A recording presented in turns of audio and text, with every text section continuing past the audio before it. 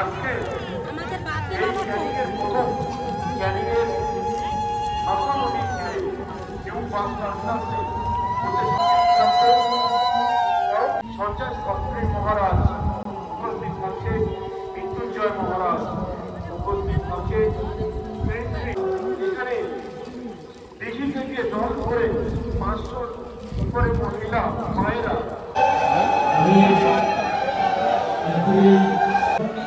অবিলম্বে আহ্বান জানাচ্ছি। সম্মানীয় হোক বিষ্ণু হোক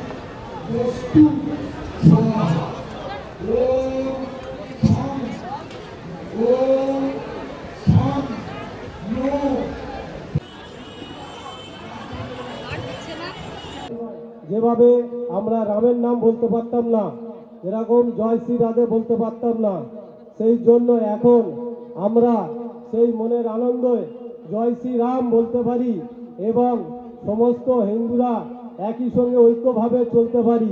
তাই আমি আর বেশি কিছু বলবো না, এখানে বিশিষ্ট বক্তারা আছেন, এইটুকু বলে আমি আমার বক্তব্য শেষ করলাম।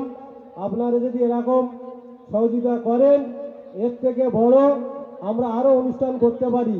জয় জয় শ্রী রাধে, জয় শ্রী রাম।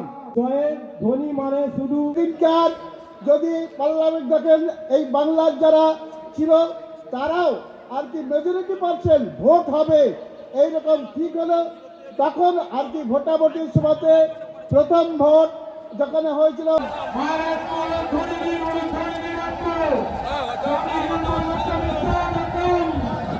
নিচু করেন গীতা রামায়ণ গুরুদেব আমাদের সনাতনের কাছে যিনি মাথা নিচু করেন তিনি চিরকালের জন্য উঁচু হয়ে যান।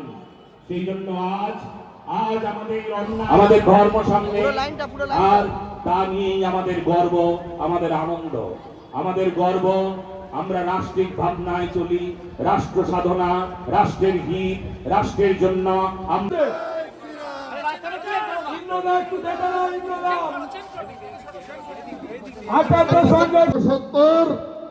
চিরতরে নস্যাৎ করতে সক্ষম হয়েছে।